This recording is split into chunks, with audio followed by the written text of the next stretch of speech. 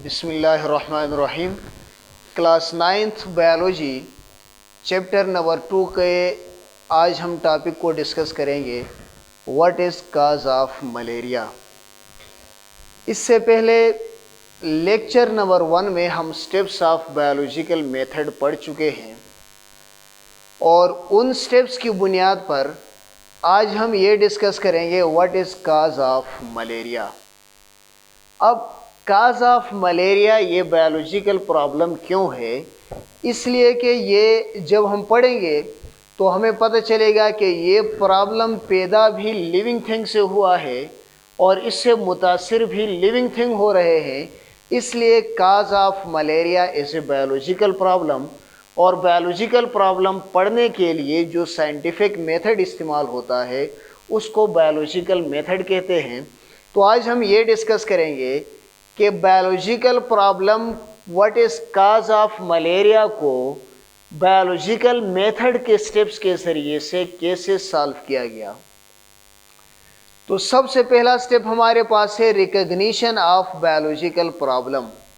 तो इस स्टेप में किसी बायोलॉजिकल प्रॉब्लम से रिलेटेड क्वेश्चंस पूछे जाते हैं। यहाँ पर जो क्वेश्चन सामने आया था वो है what is cause of malaria, कि मलेरिया बीमारी का सबब क्या है। क्योंकि आज से तकरीबन 2000 साल पहले मलेरिया की बीमारी ने जितना नुकसान किया था, तारीख़ में उतना नुकसान तकरीबन किसी भी बीमारी ने नहीं किया। और उस वक़्त मलेरिया की बीमारी को नाम दिया गया था the disease of chills and fevers. इस बीमारी के जो सिम्टम्स थे, उन सिम्टम्स की बुनियाद पर इस बीमारी को नाम दिया गया था। फिर बाद में इसका नाम मलेरिया कैसे पड़ा और कब पड़ा, ये हम आज के लेक्चर में डिस्कस करेंगे। तो क्वेश्चन पूछा गया है what is cause of malaria. फिर इस सवाल का जवाब देने के लिए साइंटिस्ट दूसरे स्टेप पर आ गए और स्टेप नंबर 2 हमारे पास है ऑब्जर्वेशंस का। तो ऑब्जर्वेशंस इस प्रॉब्लम को हल करने के लिए 2 किस्म की ऑब्जर्वेशंस हैं। उनमें कुछ एंशिएंट ऑब्जर्वेशंस हैं और कुछ ऑब्जर्वेशंस बाद में की गई हैं। तो पहले हम 1 बाय 1 इन एंशिएंट पुरानी ऑब्जर्वेशंस को ज़रा डिस्कस करते हैं कि पुरानी observations what is cause of malaria, इसके बारे में कौन कौन सी ऑब्जर्वेशंस की गई थी। तकरीबन 2000 साल पहले जो मलेरिया का बीमार होते थे उनके अंदर जो सिम्टम्स पाए जाते थे, चिल एंड फीवर, सर्दी लगना और टेम्परेचर का बहुत ज़्यादा बढ़ना, इन 2 सिम्टम्स की बुनियाद पर इस बीमारी को नाम दिया गया था disease of chills and fevers. और उसके बाद ऑब्जर्वेशंस थोड़ी सी और एडवांस हुई कि इस बीमारी की रीज़न तलाश करने की कोशिश की गई कि ये मलेरिया की बीमारी पैदा क्यों होती है। तो उस वक़्त ये ऑब्जर्वेशंस की गई थी कि जो लोग लो मार्शी एरियाज़ में रहते हैं वो दूसरे लोगों के मुकाबले में मलेरिया का शिकार ज़्यादा होते हैं।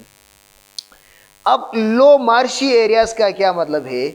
मार्श कहते हैं दलदल को, उस जगह को कि जहाँ पर मिट्टी में या ज़मीन के अंदर अक्सर औकात पानी खड़ा रहता हो, उस जगह को नाम देते हैं मार्श का। तो ऐसे लोग जो मार्शी एरियाज़ में रहते थे वो मलेरिया का शिकार ज़्यादा होते थे, और जो मार्शी एरियाज़ में नहीं रहते थे वो मलेरिया का शिकार कम होते थे।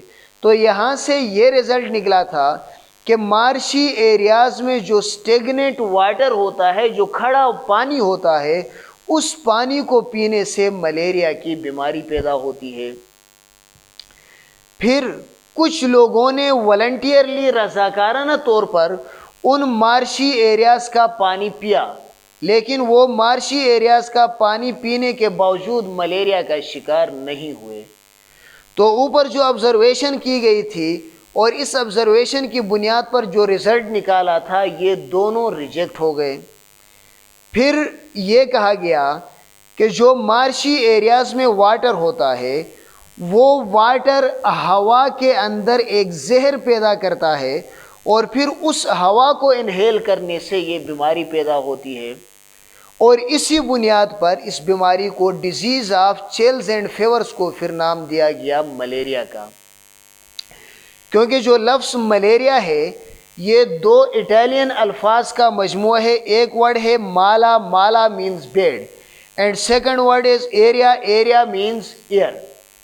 تو یہ کہا گیا کہ جو مارشی ایریاز میں واٹر ہوتا ہے وہ واٹر ایئر کو زہریلا کرتا ہے، اور پھر اس ایئر کو انہیل کرنے سے ملیریا کی بیماری یا disease of chills and favours پیدا ہوتی ہے، اور اسی پوائزنس ایئر کی انہیلیشن سے پیدا ہونے کی وجہ سے اس بیماری کو بعد میں نام دیا گیا ملیریا کا۔ لیکن اس آبزرویشن نے بھی کاز آف ملیریا والے پرابلم کو سالو کرنے میں زیادہ مدد نہیں دی، اس لیے اس پر آگے مزید آبزرویشنز ہوتی گئیں، اور خصوصاً آبزرویشنز اس وقت زیادہ ایڈوانس ہوئی جب یہ پتہ چلا کہ مائکرو آرگینزمز جانداروں کے اندر بیماری پھیلاتے ہیں۔ مائکرو آرگینزمز کی ڈسکوری کے بعد 1878 میں ایک فرینچ سائنٹسٹ تھا لیوران۔ اس لیورن نے ملیریل پیشنٹس کے بلڈ کو ایگزامن کیا۔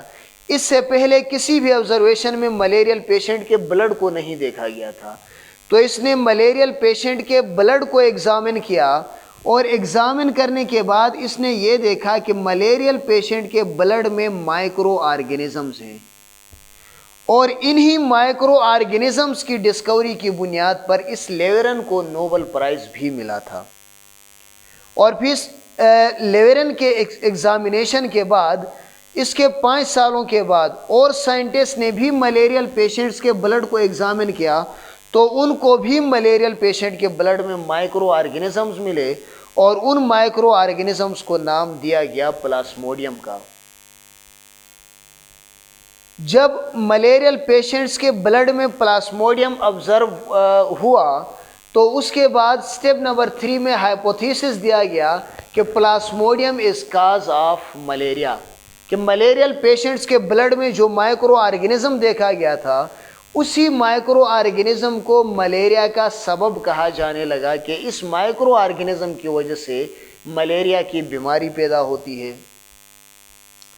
پھر اس ہائپوتھیسس کے ایک لاجیکل کنسیکوینس برابر کرنے کے لیے سٹیپ 4 میں ڈیڈکشن دی گئی۔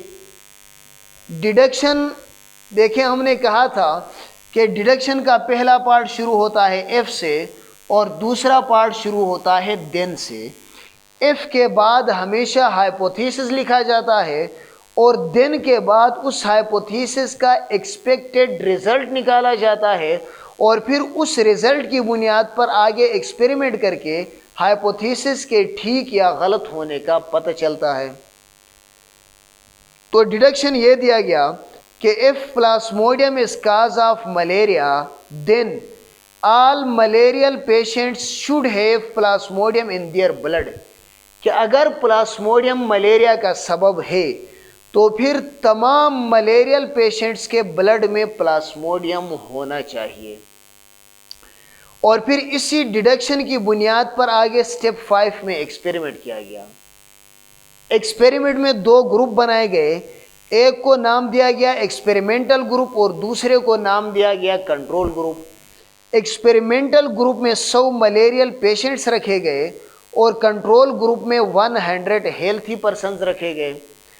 اب ان ملیریل پیشنٹس کا اور ان ہیلتھی پرسنز کے بلڈ سیمپل کو ایگزامن کیا گیا۔ جب ملیریل پیشنٹس کے بلڈ کو دیکھا گیا تو سب کے بلڈ میں پلاسموڈیم پایا گیا، اور جب ہیلتھی پرسنز کے بلڈ کو ایگزامن کیا گیا تو کسی کے بھی بلڈ میں پلاسموڈیم نہیں تھا۔ دیکھیں، ملیریل پیشنٹس کے سب ملیریل پیشنٹس کے بلڈ میں پلاسموڈیم کا ہونا اور تمام ہیلتھی پرسنز کے بلڈ میں پلاسموڈیم کا نہ ہونا، اس سے ایک واضح رزلٹ نکلتا ہے کہ پلاسموڈیم از کاز آف ملیریا، کہ کاز آف ملیریا کے لیے جو ہائپوتھیسس دیا گیا تھا وہ ڈیڈکشن کی بنیاد پر ایکسپیریمنٹ کرنے سے ٹھیک ثابت ہوا، اس لیے یہی ہائپوتھیسس رزلٹ بنا کہ پلاسموڈیم از کاز آف ملیریا۔ اسی کے ساتھ ہی ہمارے آج کا لیکچر اپنے اختتام کو پہنچتا ہے۔ اپنے نیکسٹ لیکچر میں ہم انشاءاللہ ٹرانسمیشن آف پلاسموڈیم یا ٹرانسمیشن آف ملیریا کے ساتھ حاضر ہوں گے، اور تب تک کے لیے اللہ حافظ۔